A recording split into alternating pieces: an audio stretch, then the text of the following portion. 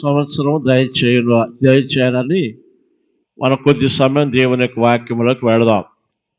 మీ అందరికీ ప్రభు పేరట నూతన సంవత్సర శుభాకాంక్షలు తెలియజేస్తూ ఉన్నాను. హల్లెలూయా.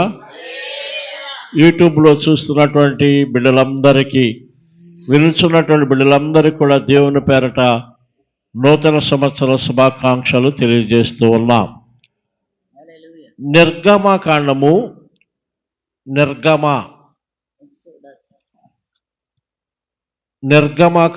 19వ అధ్యాయము 5వ వచనాన్ని చూద్దాం ఒకసారి. నిర్గమకాండము 19వ అధ్యాయం 5వ వచనం. కాగా మీరు నా మాట శ్రద్ధగా విని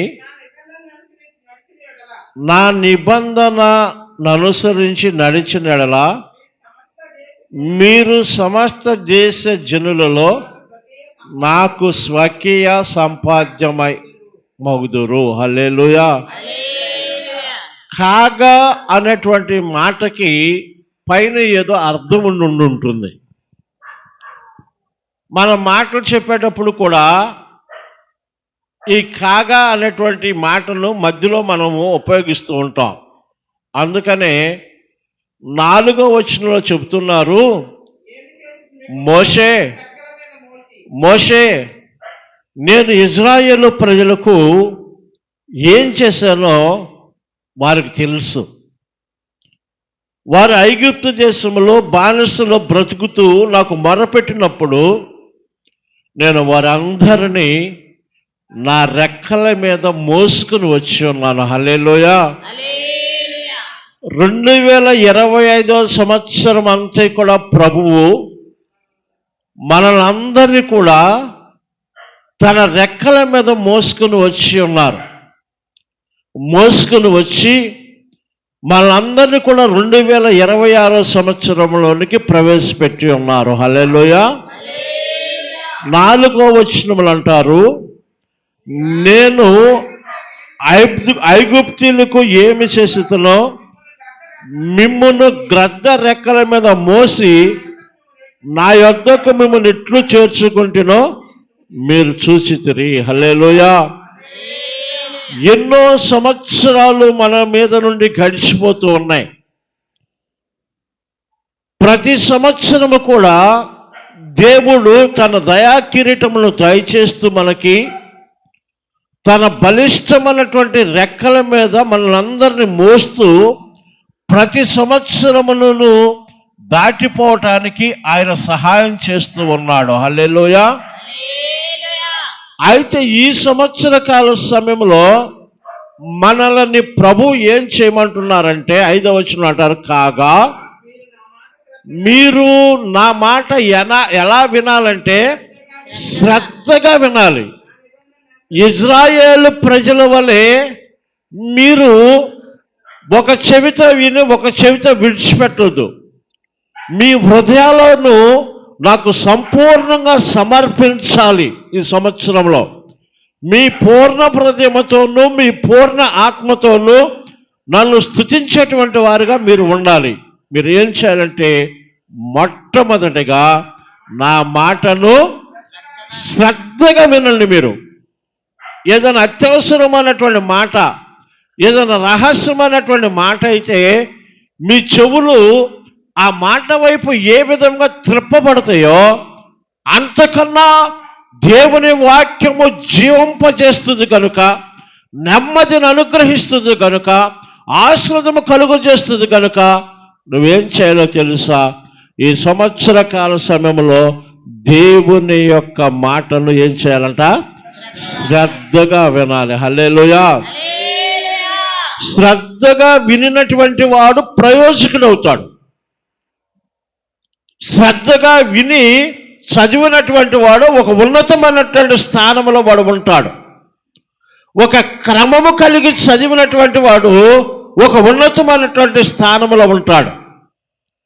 అందుకని మొట్టమొదట ప్రభు ఏమంటున్నారంటే, నువ్వు నా మాటను శ్రద్ధగా వినాలి. ద్వితీయోపదేశ కాండము 28వ అధ్యాయం 1వ వచనంలో కూడా చెప్తారు. చాలాసార్లు చెప్పావు ఆ మాట, ఇప్పుడు చెప్పట్లా. నీవు నా మాటను శ్రద్ధగా వినినట్లయితే దీనిలో ఉన్నటువంటి దీవెనలు ఆశీర్వాదాలన్నీ నీకు కలుగుతాయని ద్వితీయోపదేశకాండం 28 నుండి ప్రభు తెలియజేస్తూ ఉంటారు. అయితే ఆయన మాటను మనం శ్రద్ధగా వింటే మనకు కలిగేటువంటి చాలా ఆశీర్వాదాలను మనం పొందబోతున్నాం ఈ సంవత్సర కాల సమయంలో. ఆయన మాటను శ్రద్ధగా విని ఆయన నిబంధనలను అనుసరించి నడిచిన యెడల మీరు సమస్త దేశ జనులలో నాకు స్వకీయ సంపాద్యమవుదురు. హల్లెలూయా. ఎవడైతే నా మాట వింటాడో, ఎవడైతే నా నిబంధనలను అనుసరించి వాడు నడుచుకుంటాడో, ఆ విధముగా నా మాట విని నా నిబంధనలను అనుసరించి నడుచుకున్నటువంటి వాడు ఇక్కడ మాత్రమే కాదు, సమస్త దేశములలో వారు నాకు కుమారులు కుమార్తెలవుతారు అంటున్నాడు. హల్లెలూయా, హల్లెలూయా. నువ్వు ఈ దేశంలోనే కాదు, ఈ ప్రాంతంలోనే కాదు, నువ్వు దేశ విదేశాలలో ఆయన కొరకు ఆయన సంపాదించినటువంటి సొత్తులో ఒక భాగముగా ప్రభు సంవత్సర కాల సమయంలో నిన్ను చేయబోతూ ఉన్నాడు. హల్లెలూయా, హల్లెలూయా, హల్లెలూయా. ఆయన సంపాదించినటువంటి స్వకీయ సంపాద్యములో నీవు నేను మనందరము సహోదరులు యూట్యూబ్లో చూస్తున్న వారందరూ కూడా స్వకీయ ఆయన కుమారులు కుమార్తెలుగా మనందరము మార్చబడబోతున్నాం. ఎక్కడెక్కడ? సమస్త దేశాలలో. హల్లెలూయా, హల్లెలూయా. సమస్తమైనటువంటి దేశంలో, ఒక దేశంలో కాదు, ఒక ప్రాంతంలో కాదు. మన యొక్క బిడ్డలు ఈ సంవత్సర కాల సమయంలో ఆత్మీయమైనటువంటి బిడ్డలు, లేకపోతే శారీరక సంబంధమైనటువంటి బిడ్డలు దేశ విదేశాలలో ఆయనకు స్వకీయ సంపాద్యముగా మార్చబడాలి అని ప్రభు ఈ సంవత్సర కాల సమయంలో మన కుటుంబాలను ఆ విధముగా మార్చాలని కోరుకుంటూ ఉన్నారు. హల్లెలూయా. ఏం చేయాలంట?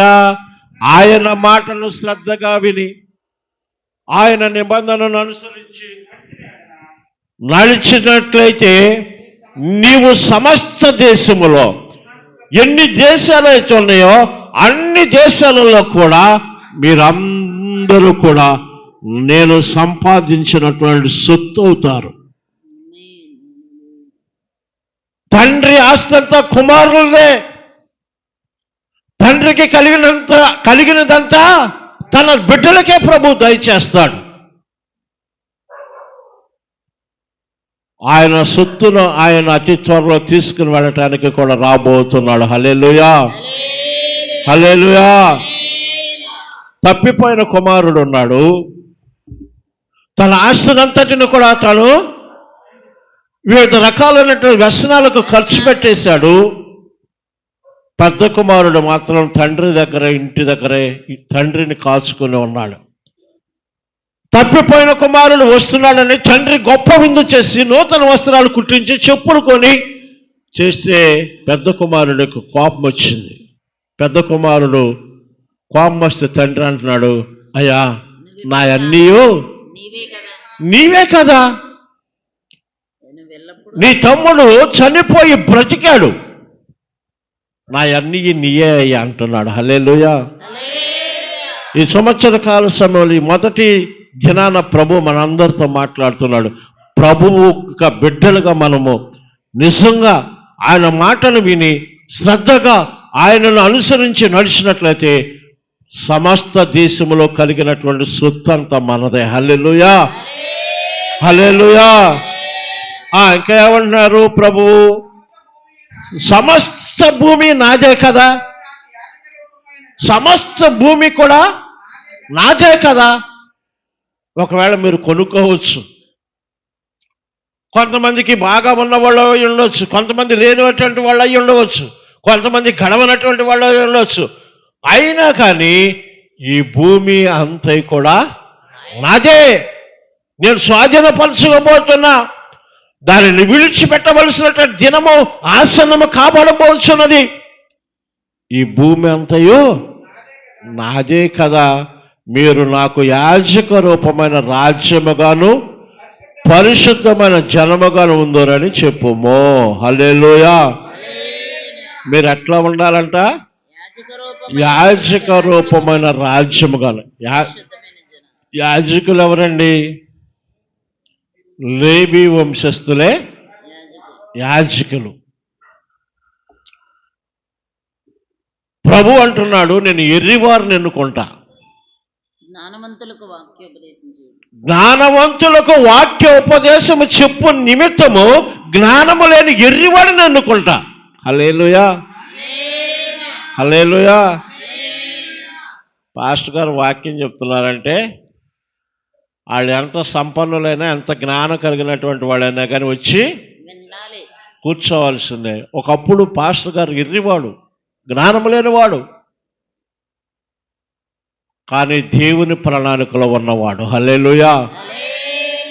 అందుకని ఇక్కడ చెబుతున్నారు, మీరు నా మాట శ్రద్ధగా విని నిబంధనను అనుసరించి నడుచుకున్నట్లయితే మీరు యాజక రూపమైన రాజ్యముగాను పరిశుద్ధ జనముగాను ఉందరు. హల్లెలూయా, హల్లెలూయా. మన కుటుంబాలలో నుండి అనేక మంది యాజకులు లేవపబడాలి, అనేక మంది యాజకులుగా లేపబడాలి, అనేక మంది ప్రత్యేకించబడిన వారుగా లేపబడాలి. మనందరి దేవుడు పరిశుద్ధుడు కనుక మనందరము కూడా పరిశుద్ధులుగా మార్చబడాలి. హల్లెలూయా. అది ఆయన సొత్తు,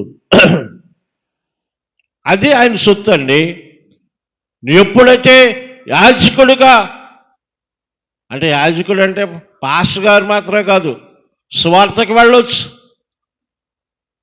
దేవుని మాటలు చెప్పి అనేక మందిని దేవుని సన్నిధికి నడిపించవచ్చు. పరిశుద్ధమైనటువంటి జీవితాన్ని జీవించాలని ఈ సంవత్సర కాల సమయంలో ప్రభు మనందరినీ కోరుకుంటూ ఉన్నాడు. హల్లెలూయా, హల్లెలూయా. ఇక్కడ ద్వితీయోపదేశకాండం 1వ అధ్యాయంలో అంటారు, నేను ఒక మనుషుని కుమారులను మోసినట్లుగా మిమ్మల్ని అందరినీ కూడా మోసుకుని తీసుకుని వచ్చి ఉన్నాను అంటున్నారు. ద్వితీయోపదేశకాండము 1వ అధ్యాయము 31వ వచనం, 1:31.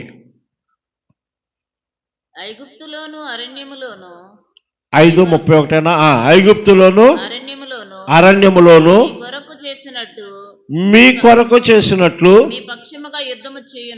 మీ పక్షముగా యుద్ధము చేయను.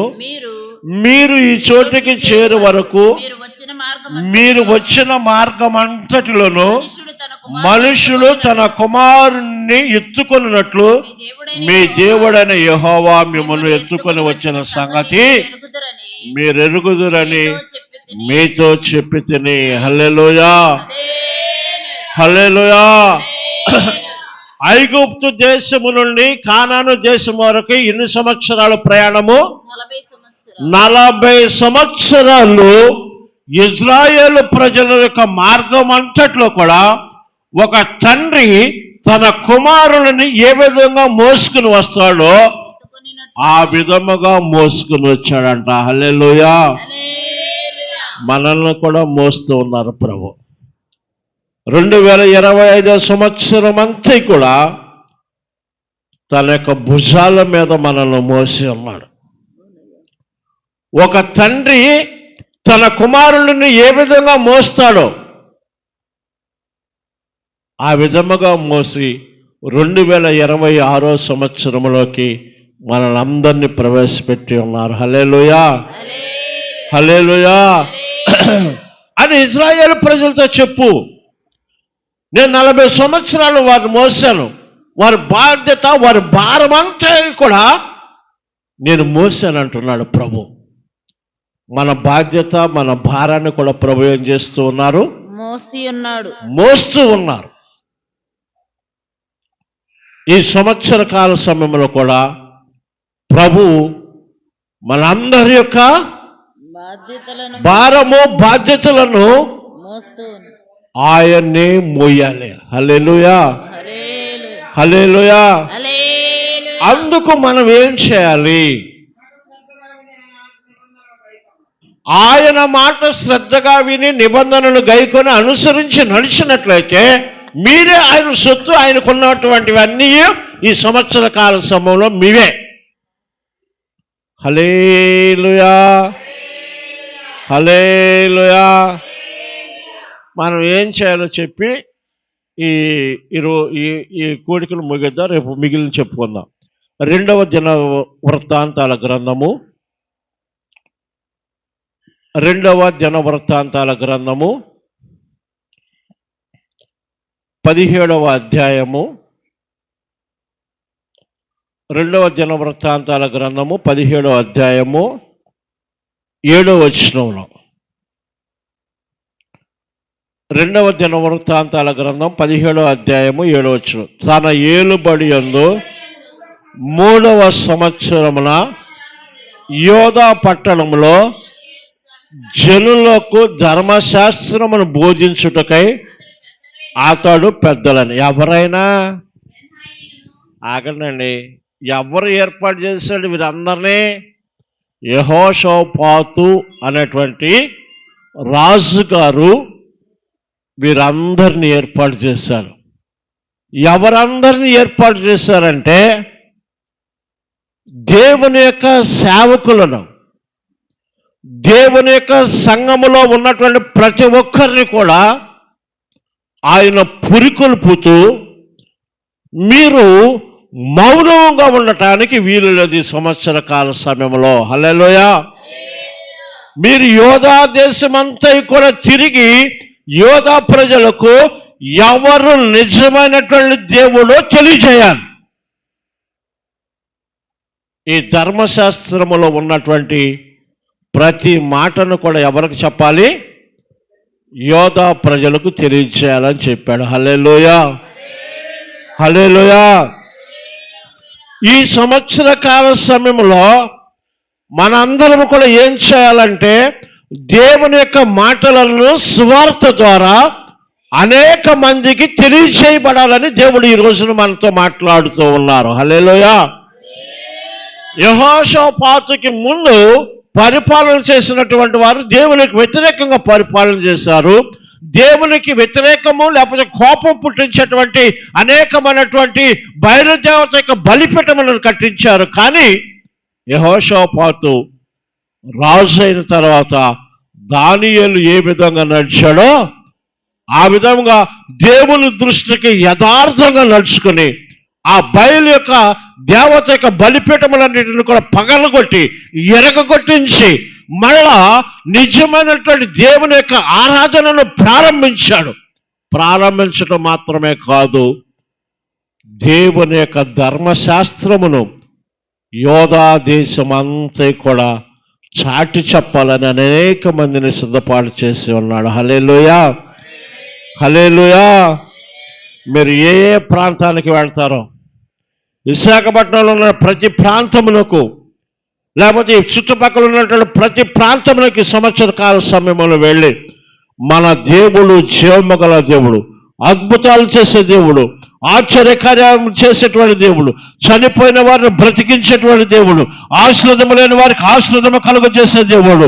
అంత మాత్రమే కాదు, మరణించిన తర్వాత యుగ యుగములు నిత్య జీవమును కలుగు చేసే దేవుడు మన దేవుడని మన ఈ సంవత్సర కాల సమయంలో ఆయనను బట్టి వివిధ ప్రాంతాలలో మనందరము కూడా ప్రకటన చేయవలసి ఉన్నాం. హల్లెలూయా, హల్లెలూయా.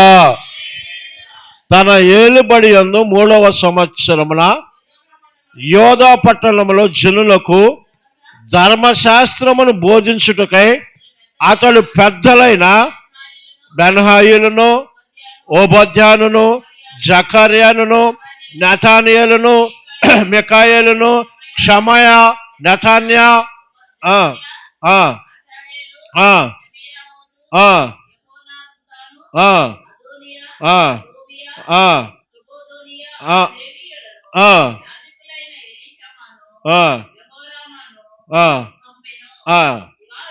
వారు యెహోవా ధర్మశాస్త్రము చేతపుచ్చుకొని యోధా వారి మధ్య ప్రకటన చేయుచు యోధా పట్టణములన్నింటినీ సంచరించుచు జనులకు బోధించిరి. హల్లెలూయా, హల్లెలూయా. మరి ఆయన పరిపాలనలో దేవుని యొక్క వాక్యము అంతగా ప్రకటించబడింది. దేవుని యొక్క వాక్యం ఏమైంది? అంతగా ప్రకటించబడింది. యోధా పట్టణం ఏం పట్టుకుని వెళ్ళారు? వారి చేతుల్లో దేవుని యొక్క ధర్మశాస్త్రం ఉన్నది. ఈ సంవత్సర కాల సమయంలో నీవు కూడా ఏం చేయాలో తెలుసా? ఆయన యొక్క పరిశుద్ధమైనటువంటి గ్రంథమును నువ్వు చేత పట్టుకొని సిగ్గుపడకుండా, ఇది గౌరవాన్ని తీసుకొస్తుంది, ఆశీర్వాదములు కలుగు చేస్తుంది, ఘనతను కీర్తిని కలుగు చేస్తుంది. కనుక దీనిని చేత పట్టుకొని నువ్వు బయలుదేరి వివిధ ప్రాంతాలలో దేవుని నిన్ను గురించి నువ్వు ప్రకటన చేయాలని దేవుడు కోరుకుంటూ ఉన్నాడు. హల్లెలూయా. నువ్వు ఆ విధంగా ప్రకటన చేస్తే సమస్త దేశములో ఆయనకు నీవు స్వకీయమైనటువంటి సంపాద్యముగా మార్చబడుతున్నావు. నువ్వు అడుగు పెట్టిన ప్రతి స్థలమును దేవుడు నీకు అప్పగించబోతున్నాడు. హల్లెలూయా. ఈ మాటలే వద్దు కానీ ఆఖరి మాట మాత్రం నెరవేరిస్తే చాలు అనుకుంటున్నారా? ఏం వద్దు కానీ ఎప్పుడు చెప్పిన వాళ్ళకి ఆఖరి చెప్పే చూసా, ఆ మాట నెరవేర్చమని చెప్పండి ప్రభువుకి. కాదు, కష్టపడుకోకుండా ఏది కూడా ప్రతిఫలము రాదు. ఈ సంవత్సర కాల సమయంలో నెలకొక్కసారైనా కానీ దేవుని సువార్త మనము ప్రకటించేటువంటి వారిగా ఉండాలి. పేదలకి ఆహారము పంచిపెట్టేటువంటి వారిగా ఉండాలి. అయితే ఈ విధంగా యెహోషాపాతు దేవుని యొక్క ధర్మశాస్త్రమును చేతపట్టుకుని అన్ని ప్రాంతాలకు వెళ్ళి దేవుని ప్రకటన చేసి బోధించి అనేక మందిని తీసుకుని వస్తే, దేవుని మందిరానికి దేవుని సన్నిధానముకు నడిపిస్తే, ఇంతకీ యెహోషాపాతుకు కలిగినటువంటి ఉపయోగం ఏంటి? యెహోషాపాతుకు కలిగినటువంటి ఆశీర్వాదం ఏంటి? దేవుడు ఒట్టి చేతులతో పంపించడండి మనల్ని. అందుకని మొట్టమొదటిగా ఆయన రాజ్యమును, ఆయన నీతిని ఎతకమని దేవుని యొక్క వాక్యం చెబుతూ ఉన్నది. ఆయన రాజ్యమును, ఆయన నీతిని నువ్వు వెతికినట్లయితే అప్పుడు నీకు ఏం కావాలో సమస్తమును ఆయన నీకు అనుగ్రహించును. హల్లెలూయా, హల్లెలూయా. అంతగా యెహోషాపాతు చేశాడు కదా. యెహోషాపాతుకున్నటువంటి కుట్లు సరిపోలేదంట అతనుకున్న కలిగినటువంటి సిరి సంపదలను, ధనమును దాయటానికి. అతనుకున్న కుట్లు సరిపోలా. తనకి కలిగినటువంటి సిరి సంపదలను, ధనమును దాయటానికి ఇంకా కొన్ని రకాలైనటువంటి కొట్లను కట్టించాడంట. హల్లెలూయా, హల్లెలూయా. 12వ వచనం, యెహోషాపాతు అంతకంతకు గొప్పవాడై యోధా దేశమునందు కోటలను, సామగ్రిని నిలుపచేయి పట్టణములను కట్టించెను. హల్లెలూయా. అంతకంతకి గొప్పవాడైపోయాడు. ఎందు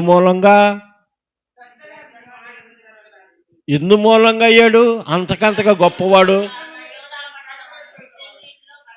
ఆయన దేశ విదేశాలలో దేవునికి స్వకీయ సంపాద్యముగా మారాడు. దేవునిని సంపూర్ణంగా హత్తుకున్నాడు. ఆయన మాట విన్నాడు. ఆయన నిబంధనలను అనుసరించి నడిచి ఆయనను హత్తుకొని ఈ జీవము గల దేవుని యొక్క మాటలను యోధా దేశమంతా కూడా ప్రకటించాడు. కనుక ఆయన ఇప్పుడు ఏమైపోయాడు? అంతకంతకు గొప్పవాడైపోయాడు. హల్లెలూయా, హల్లెలూయా. నువ్వు కూడా గొప్పవాడు అవ్వాలనుకుంటున్నావా? మన కుటుంబాలు గొప్పవిగా చేయబడాలంటే, మనం అంతకంతకి గొప్పవారం కాబడాలంటే మన యొక్క ధనము, దేవుని కోసము ఖర్చు పెట్టాలి. మన యొక్క ధనము అనేక మందికి దేవుని మాటల కొరకు ఉపయోగపడేటట్లుగా ఉండాలి. హల్లెలూయా. అవసరమైతే పరిశుద్ధ గ్రంథాలు కొనాలి, అవసరమైతే కరపత్రాలు కొనాలి. జీవము గల దేవుని మాటలు అనేక మందికి ఆ రూపంలో పంచితే ఇవాళ ఎంతో మంది పాంప్లెట్స్ తీసుకుని చదివి సేవకులుగాను స్వార్థికులుగాను విశ్వాసులుగాను మారినటువంటి వారు కోట్ల కొలది జనాభా ఉన్నారు. హల్లెలూయా. గొప్ప గొప్ప సేవకులు కాబడినటువంటి వారు ఉన్నారు. ఆయన మాట ఎవరిని పట్టుకుంటుందో ఎవరిని మారుస్తుందో తెలియదు కనుక మన ధనము దేవుని యొక్క సేవ నిమిత్తము వాడబడాలి. సంవత్సర కాల సమయంలో వాడబడినట్లయితే నీవు నీ కుటుంబము అంతకంతకి గొప్పదైపోతుంది. హల్లెలూయా, హల్లెలూయా. నువ్వు దీని వరకే చూసుకుంటున్నామేమో. ఈనాటి కాలంలో నా జేబులో 100 రూపాయలు ఉంటే 100 రూపాయలు చూసి నేను మురిసిపోతున్నానేమో. ఈ 100 రూపాయలలో 10 రూపాయలన్నా కానీ దేవునికి ఖర్చు పెడితే ఈ 100 రూపాయలకు బదులు దేవుడు నా జేబులో 1000 రూపాయలు పెడతాడు. హల్లెలూయా. అదే అంతకంతగా గొప్పవాడైపోవటం. ఆ 1000 రూపాయలు ఖర్చు పెట్టామనుకోండి, ఇంకా 5000 10,000 కూడా దేవుడు మనకు అనుగ్రహిస్తాడు. ఊరికి నా ఉదాహరణలు చెప్తున్నా నేను. అందుకని ఇక్కడ అంటున్నాడు, యెహోషాపాతు అంతకంతకు గొప్పవాడై యోధా దేశమునందు కోటలను సామగ్రి నిలుపుచే పట్టణములను కట్టించెను. యోధా దేశపు పట్టణములో అతనికి బహుధనము సమకూర్చబడెను. హల్లెలూయా, హల్లెలూయా, హల్లెలూయా. ఏంటంటే బహుధనము లెక్కించటానికి కూడా శక్యము కాని, ఎన్ని రోజులు మిషన్లు లెక్క పెట్టినా కానీ తరగట్లా. ఇప్పుడంటే మిషన్లు వచ్చేసిన, ఆ రోజులు అంటే జనాభాను పెట్టి లెక్క పెట్టించేవారు. అసలు ఎంత ధనం ఉందో ఆయనకి తెలీదు. అంత మాత్రమే కాదు, తన కింద అనేక మంది పనివారిని కూడా, పెద్ద పెద్ద యోధులను కూడా తన క్రింద పని చేయటానికి దేవుడు ఏర్పాటు చేసి ఉన్నాడు. హల్లెలూయా. అతడు అంతకంతకి గొప్పవాడయ్యాడు. తనకు కలిగినటువంటి సామగ్రిని నిలుపు నిమిత్తము కోటలను నిర్మించాడు. తనకు బహు ధన సంపద కలిగిందంట. హల్లెలూయా. అక్కడ అంటే అతనికి బహుధనము సమకూర్చబడెను. అతని క్రింద పరాక్రమశాలులు యెరూషలేములో కూడి ఉండిరి. హల్లెలూయా. మంచి మంచి పరాక్రమశాలులు, బలిష్ఠులైనటువంటి వారు ఆయన కొరకు దేవుడు ఏర్పాటు చేసి వారందరినీ యెహోషాపాతు కింద దేవుడు పెట్టి ఉన్నాడు. హల్లెలూయా. ఆయన మీద ఏగవాడటానికి వీలు లేదు. ఈ ప్రధానమంత్రి సరిపోడు, దేశ అధ్యక్షులు సరిపోరు. కానీ అంతటి ఎవరండి పరాక్రమశాలులను ప్రభువు యెహోషాపాతు కోసం ఏర్పాటు చేసి ఉన్నాడు. హల్లెలూయా.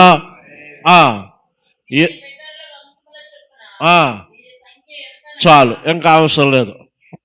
ఎంతమంది అండి? లక్షల మంది, లక్షల మంది పరాక్రమశాలులను. మరి వారిని పోషించాలిగా, వారికి జీతాలు ఇవ్వాలిగా. మరి ఎంత ధనం ఉంటుందంట యెహోషాపాతు గారి దగ్గర? ఎందుకు కలిగింది అంత గొప్ప పేరు ప్రఖ్యాత? ఎందుకు కలిగింది అంత సిరి సంపద? ఎందుకు కలిగింది అంతటి పరాక్రమశాలులని చేతి కింద ఉండటానికి? ఆయన మాటను శ్రద్ధ శ్రద్ధగా విన్నాడు. ఆయన నిబంధనలను అనుసరించి నడుచుకున్నాడు. ఆయనకు స్వకీయ సంపాద్యముగా మార్చబడ్డాడు గనుక దేవుని యొక్క మాటను అనేకమైనటువంటి యోధా ప్రాంతములో ప్రకటన చేయు నిమిత్తము అనేక మందిని ఏర్పాటు చేసుకుని దేవుని యొక్క మాటను అనేక ప్రాంతాలలో అనేక మంది దగ్గరకు వెదజల్లాడు. తనకు కలిగినటువంటి ధనమును అతను లెక్క చేయలా. ఇది దేవుడిచ్చింది కనుక ఈ ధనము దేవుని స్వార్థ కోసం ఖర్చు పెడదాం అనుకున్నాడు. అందుకనే దేవుడు అతని త్యాగమును చూసి అంతటి గొప్పవాడుగా చేశాడు. హల్లెలూయా. మా దగ్గర ఏముంది? దేవుని పని చేయటానికి సువర్ణను దేవుడు బాగా ఆశీర్వదించాడు కదా, ఆవిడే చేయాలి అని మీరు అనుకుంటున్నారేమో. ఒకవేళ నీకు ఒక తలాంతుని ఇచ్చాడు దేవుడు, నీవిచ్చిన తలాంతును నీ వాడు, వారికి ఇచ్చిన తలాంతులను వారు వాడతారు. హల్లెలూయా. నువ్వు ప్రార్థన చేయలేవా? నువ్వు దేవుని మాటలు 10 మందికి చెప్పలేవా? దేవుని కోసం 10 రూపాయలు ఖర్చు పెట్టలేవా? స్వర్ణక్క గారు 100 రూపాయలు ఖర్చు పెడితే